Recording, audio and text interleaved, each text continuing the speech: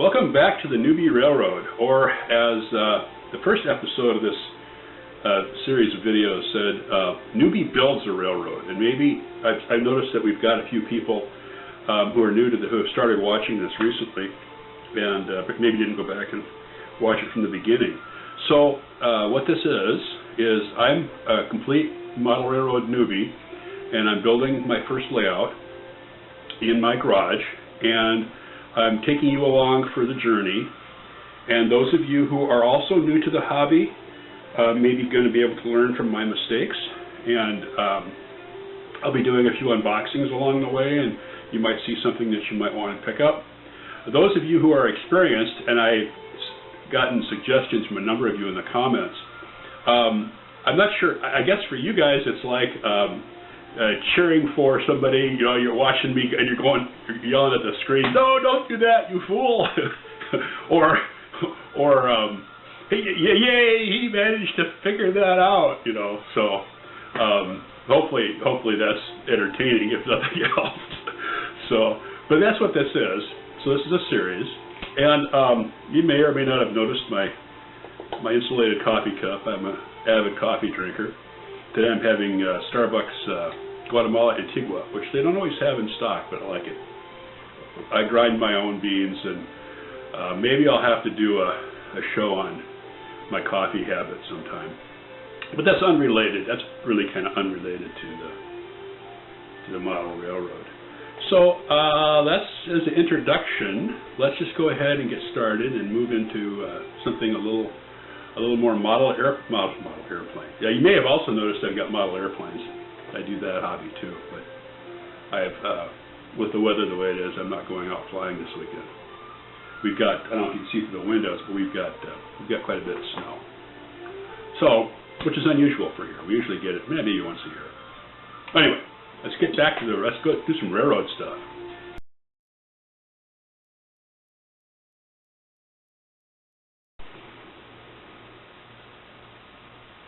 We'll talk just for a minute about products. Some of you may have noticed I've got on top of the plywood here, I have some grass mats. These are I picked up these grass mats, and when they come in big rolls, and this is a piece that I've cut off of one. You can get them in different colors.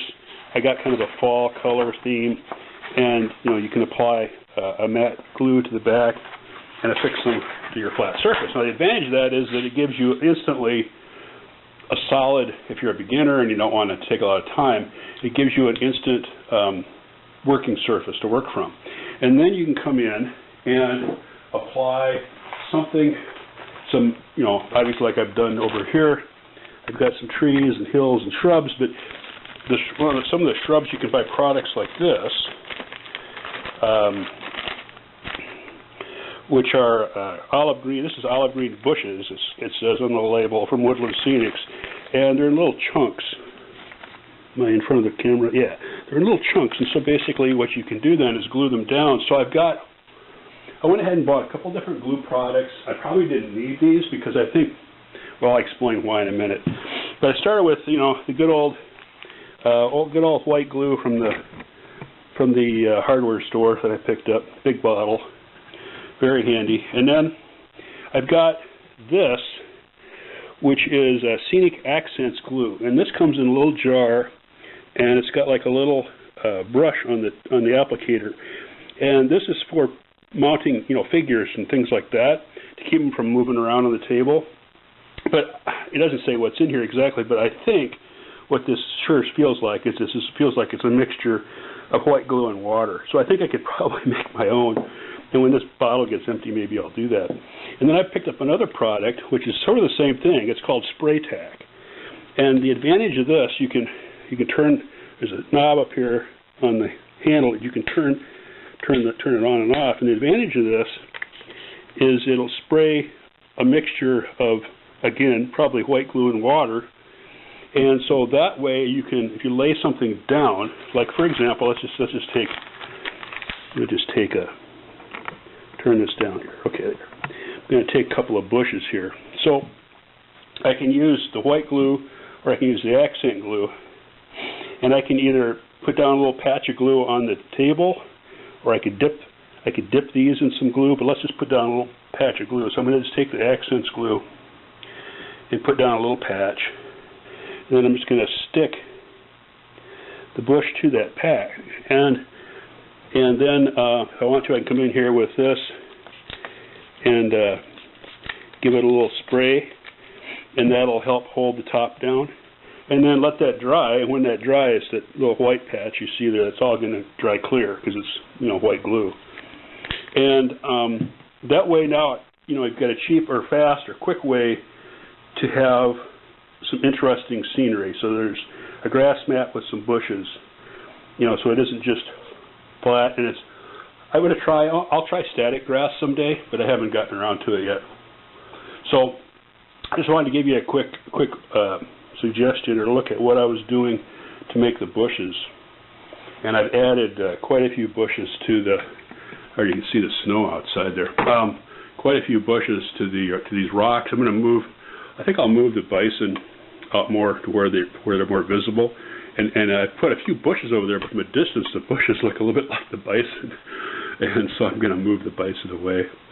But you can see, like on that hill back there, there's, you know, some bushes and in addition to the trees. I'll get some conifer trees or make some conifer trees at some point. Again, something I haven't gotten around to. Something else I was thinking about doing, I'll just mention while I'm here. This is my reversing loop, and I'll probably get another reversing loop someday, but I've just got the one for now. And it's got that transformer box and a couple of cables. And I was thinking, well, I'll just drill a hole in the table and then crawl underneath and mount it underneath. But I think it'd be easier, I'm just going to unrun the cable, I think, underneath the track and put this box over here, you know, next to the window. So I'll probably just do that. It'll take me a few minutes, and then I can get to it easier. It'd be easier to move it around. I don't have to go crawling around underneath my workbench. Something else I did yesterday was I took some spray paint, some spray accent paint, and just did this wall here with a little light blue above and then a mixed green and brown underneath. So it's sort of the same colors as my background scenery. And so someday, if I want to, I could go and you know, get more background scenery and just extend that out. And I probably will. And I might fill in this. I might extend the table someday if I'm really into it. But in the meantime, I'll just leave that like that. I mean, it looks kind of like if you're nearsighted, it looks like you left your glasses off. You can kind of just see these fuzzy things in the distance. But yeah, it's something that kind of, it looks better. I think it looks better than the original wall, which, you know, looks like that, which I could paint and probably will someday. But I just thought I'd mention that. Okay, let's go do some unboxings.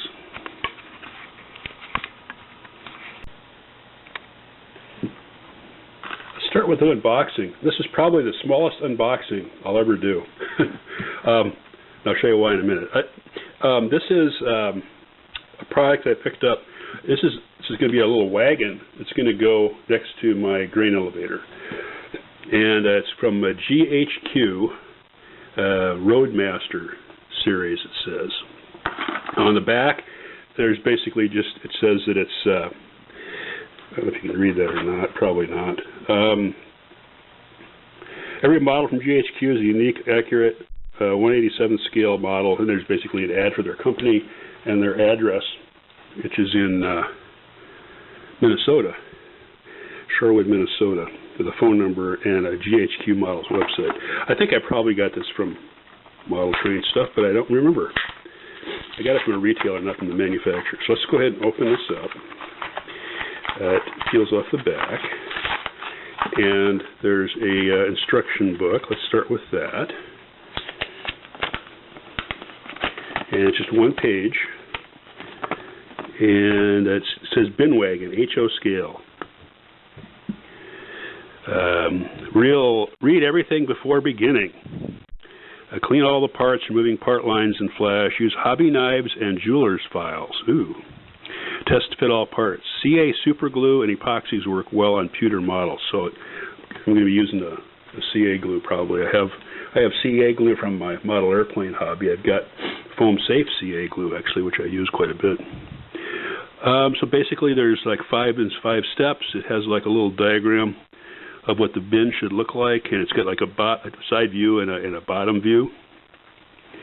And paint as desired, it says. So let's take a look at the parts. It's got like a little piece of foam that protects it. And yes, this is the bin of the Wagon, and it does feel like pewter. I was assuming it was going to be wood, but cool, pewter, metal. So that's the bin, and then we've got a little tree with some punch-out parts here. That looks like five wheels, so I guess they give you one extra one in case it falls on the floor or something. And what else we got here? This looks like a hitch for the front of the Wagon, and this looks like some kind of a handle. I'm not sure what that is. Probably, maybe it's the axle. What else have we got here? Looks like the end gate for the Wagon, and just the one axle. And then another little diagram. I think I just got the one. If that's an axle, I think I just got one. Or maybe you just glue it. Let me look at this diagram. Oh, I see. So the hitch on the front is the axle for the front, and then this has got to be the axle for the back. Okay, so I got all the parts I need, and it looks like I got one extra wheel. So I'm going to put everything back in the box so I don't lose it, because I'm an idiot sometimes. And so there's that. So that's going to go. I just thought it looked like kind of like a little. This is bin wagon, but I thought maybe it's a little kind of like it's a farm wagon of some kind, and it's going to go next to the grain elevator. So then I picked up some more rolling stock. This first one is a Northern Pacific boxcar from a company called Bowser, and here's the end of the box. It's number 42326, X31A flush roof double door boxcar, Northern Pacific, number 39087. It's from a company called Bowser, and it's got their website, Bowser Trains, fully assembled, metal wheels, knuckle couplers, painting, superb. Yep. Okay. It's not too much information on the box, but it's rolling stock and not a loco, so probably isn't a lot. Let's go ahead and take it out of here. Let's see what we've got. Okay. Let's see. Looks like this just pops apart, so that comes off. This comes out. It's wrapped in plastic, and okay, figure out a way to get the plastic off without doing any damage to anything, like so. All right. Okay, it doesn't look like anything opens. We've got a Northern Pacific label. We've got small numbering here, some more numbers over there underneath. In the bottom, we've got a little bit of detail. We have the trucks feel pretty good. Metal wheels, like I said, regular knuckle couplers. There's a brake line. It kind of sticks down, kind of low there. On the end, we've got not really any separately fitted parts, except it looks like the roof might be separately fitted, or at least part of it is.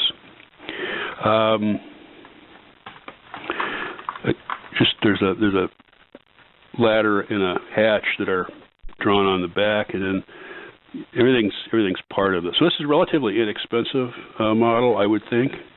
It has a little bit of heft, but not very much, really.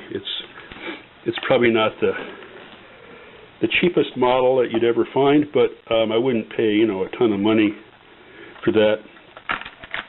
But it's a nice box car. I thought I wanted one box car, and then I got two of these, which are from a company called Athearn, which is one of the well-known brands. Roundhouse series, trains in miniature. And on the back, it says, building upon our rich tradition, Athearn Roundhouse, hope I am saying that right, brand is home to the hobby's best-loved models. Bring joy of model railroading, blah, blah, blah. So there's an ad, and they got their website, athearn.com, and this is not a toy. Into the box, we've got the numbers and stuff. Is RND 1930, Great Northern 40-foot gondola 72615. So let's go ahead and see what all's in here. I got two of these, so I'll just open just one because I think they're identical. Let me check. Yeah, they're identical. So I got two of the same. Okay. All right, pull that out. There's a piece of paper here. Sign up for the Athearn News. So basically, it's just an advertisement for their company. There is something else in here. There's a piece of paper, information on the 40-foot gondola. So it's got, on the front, it's got some notes. It's got a diagram showing the assembly of the product and how you could probably take it apart if you wanted to remove the body from the frame or change out some of the wheels or anything. So there's a diagram. And on the back here, there's basically the warranty information. So it has a little bit of paperwork with it. Okay, let's go ahead. This looks like it has the same kind of packaging. It's got a hard plastic shell layer, clamshell kind of thing, and then the product itself is wrapped in plastic. Oh, this is a softer plastic to come off easier. This feels a little more upper class, if you will, than the one I just opened a minute ago. This has a little bit of heft to it. I think it probably has a metal. It has either a metal frame or there's some metal in here somewhere, because this has got more heft, and it wouldn't have as much heft if it was just plastic. The couplers with a brake line. It's got those look like metal wheels on the trucks. There is some detailing underneath here, some brake stuff. There is on the side. We've got the Great Northern logo and the little Great Northern mountain goat there. It's got the number and information about the device on there. There's something really small here, the little black, and it should have the same. It's got the identical on the other side, so they're identical. It's got a ladder on the end. It's got a brake wheel and a ladder on this end. The brake wheel might be separately fitted because it sticks out from the product, so it might just not be molded. It might be separately fitted. I don't know. So it's a pretty good little product. I like this one. So if I look these up, Athearn Roundhouse and then the Bowser, I'll have to get the information for those and put it on the screen. In fact, I've probably already done it by the time you're watching this, so you've probably already seen it. So I'm going to end it this week here. I just want to show you one more thing I just quickly did yesterday. I painted these two stops. They were just plastic colored, the same color as the ballast on the Easy Track. So I went ahead and painted them yellow, and got a little paint on the springs. So now the springs don't. These were spring buffered, but now they're stuck. I'll have to loosen them up. And I painted the ground under it black. I was going to put a little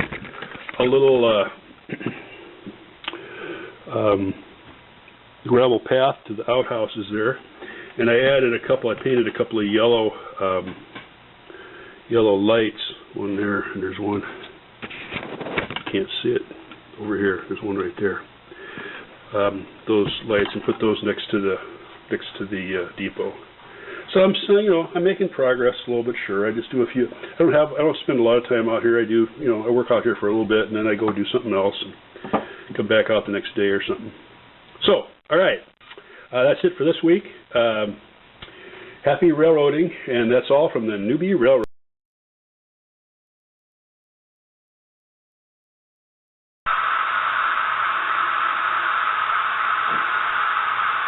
So I'm going to go ahead and run these new pieces of rolling track. I forgot, there's something else I was going to mention. I do have a local model railroad club. It's not too far from where I live, but because they have a club layout, and I've contacted them, and at some point I will go down there and visit and maybe shoot a video of their layout and join up with the club. Try to get this to connect. There it is. But I just haven't gotten around to it yet. Well, with COVID, they've got some restrictions on how many people you have to make reservations and yada yada. So sometime later this year, I'll probably do that. Okay. Let's see if the new rolling stock works. I've got it on the behind the diesel with the mixed freight. So right after the caboose is the 3 new cars. There's the 2 gondolas and the box car. And they are all got a bottle of glue in the middle of the scene. That's probably not too cool. Okay. They're all running along. They're going to come out back there. Let's speed it up a little bit.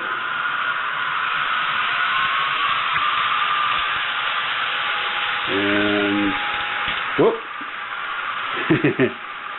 I didn't change the switches.